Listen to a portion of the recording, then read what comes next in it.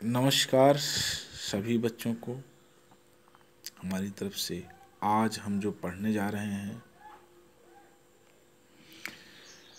समाज विज्ञान अध्याय 2 का टॉपिक है भारत में वन एवं वन्य जीव संसाधन। अब इस चैप्टर में हम भारत में वनस्पति और प्राणी जात के बारे में अध्ययन करने जा रहे हैं। वनस्पति और प्राणी जात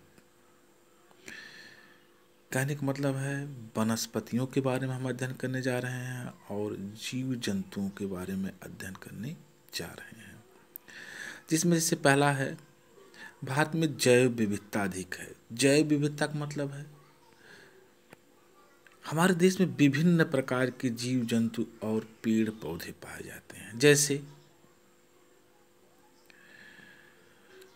हम पर्वतीय क्षेत्रों में जाते हैं तो दूसरी तरह के वृक्ष मिलते हैं, मैदानी क्षेत्रों में जाते हैं तो दूसरी तरह के वृक्ष मिलते हैं। मैदानी क्षेत्रों में मानसूनी वन पाए जाते हैं, पर्वतीय क्षेत्रों में शंकु आकार के वृक्ष पाए जाते हैं।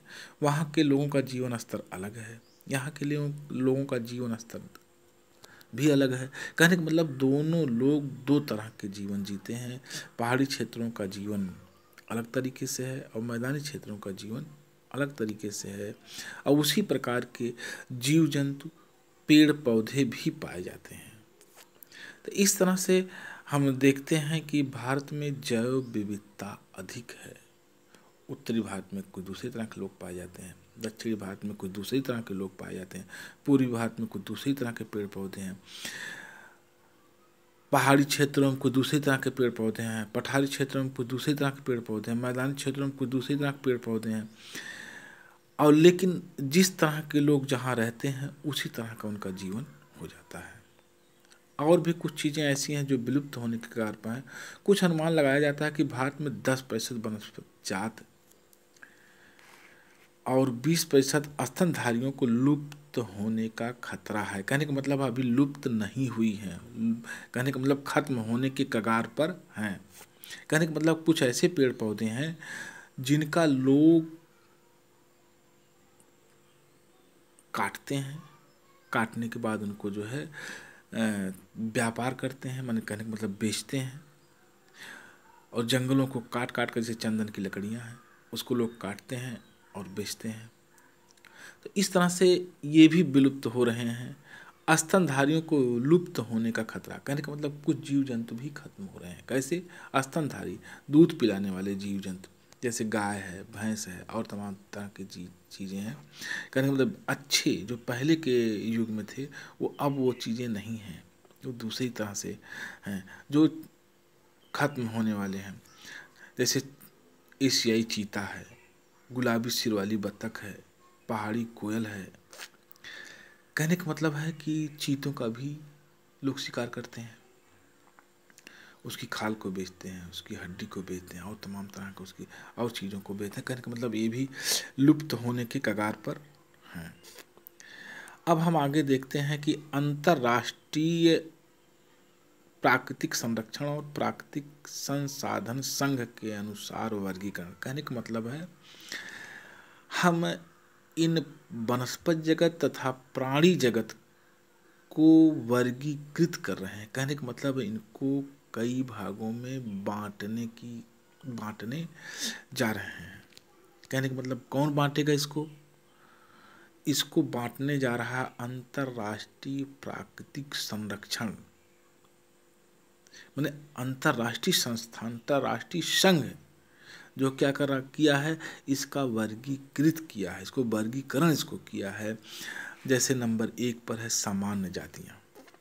वे जातियाँ जिनके जीवित रहने के लिए संख्या सामान्य है। कहने का मतलब है वे जीव जंतु जो समान रूप से जी रहे हैं, उनके ऊपर कोई उस तरह का खतरा नहीं है। अभी वो पर्याप्त मात्रा में सामान्य जीवन जी रहे हैं। जैसे पशु है, साल है, चीड़, ये वृक्ष हैं। और ये पशुओं में भी तमाम पशु हैं, जैसे इस समय गाय, भैंस, बकरी, ये तमाम तरह की संकटग्रस्त नहीं, ये समान रूप से हर जगहों पर पाए जाते हैं। संकटग्रस्त जातियाँ कौन से हैं? इनके लुप्त होने का खतरा है, कुछ ऐसी जातियां हैं जिनका लुप्त होने का खतरा बना हुआ है। ये कौन सी जातियां? जैसे काला हिरण है, मगरमच्छ, जंगली गधा, शेर जैसी पूंछ वाला बंदर। जैसे काला हिरण है, इसका लोग शिकार करते हैं। शिकार करने के कारण ये काला हिरण ये विलुप्त होने के कगार पर है। कहने का मतलब ये खत्म होने के कगार पर है। जिन कारणों से इनकी संख्या कम हुई है, अगर यह जारी रहा तो इनका जीवित रहना कठिन है। कहने का मतलब अभी कुछ हैं, और इसी तरह जिस रूप से लोग शिकार कर रहे हैं, इसी तरह से करते रहे तो ये विलुप्त हो जाएंगे, बचेंगे। सुभेद जातियां इनकी संख्या घट रही है। अगर जिन परिस्थितियों के कारण इनकी संख्या घट रही है, ये जारी रहा तो संकटग्रस्त जातियों की श्रेणी में आ जाएंगी। कहने का मतलब है कि ये सुभेद्य जातियां हैं। कहने का मतलब सुभेद्य का मतलब वे जातियां जो अभी पाई जा रही हैं, लेकिन आने वाले समय में वो खत्म हो जाएंगी अगर यह स्थिति बनी रही। जैसे नीली भेड़ है, एशियाई हाथी है, इस तरह के जीव जो है लुप्त होने के कगार पर हैं।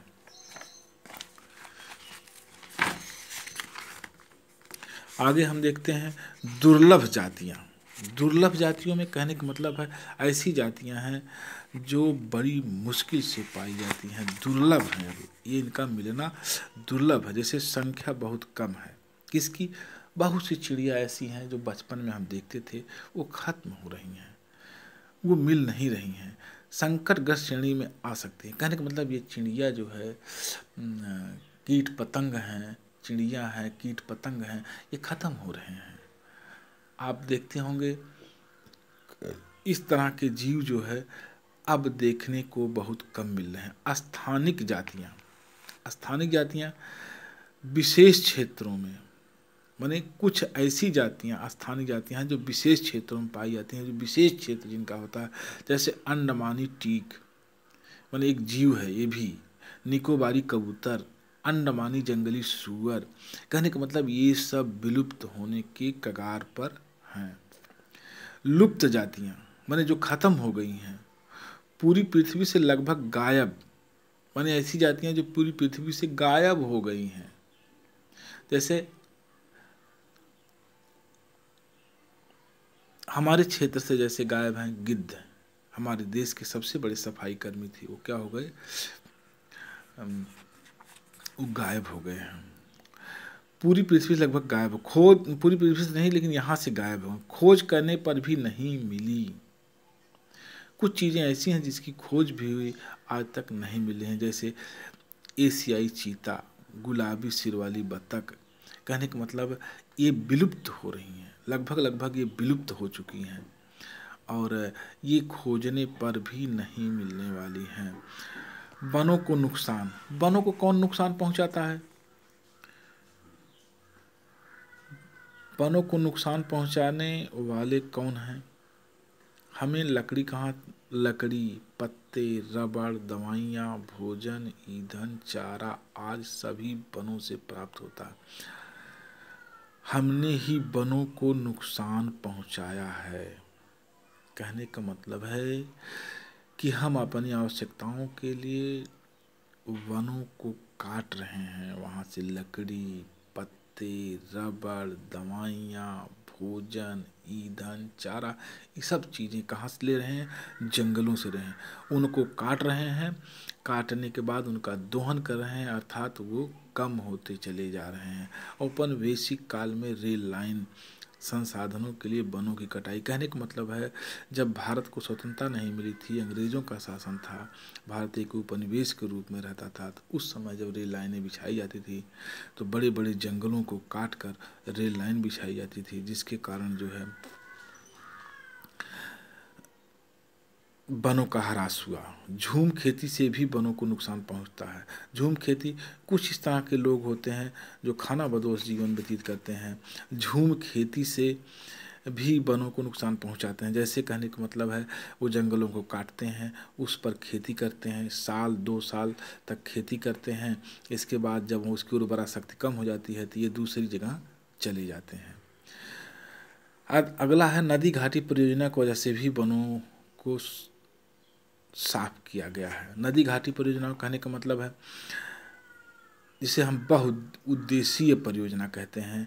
जब ये निकाली जाती हैं जिस रास्ते से, उस रास्ते में जंगल आ गया तो कम से कम उस जंगल को साफ करके ये नदी घाटी परियोजनाओं का विकास किया जाता है, जिसके कारण जंगल खत्म होते हैं। खनन द्वारा भी वनों की बर्बादी। हम जो है खनन कहने का मतलब है कि हम जब खनिज पदार्थ मान लीजिए जंगलों में मिल गया तो हम जब उसकी खुदाई करने लगते हैं तो अगल बगल जो भी पेड़ पौधे हैं सब नष्ट हो जाते हैं, बर्बाद हो जाते हैं, जिसके कारण जो है आज वनस्पति जगत खतरे में पड़ा हुआ है। इस तरह से देखते हैं कि आज जंगल बर्बादी की तरफ बढ़ रहे हैं।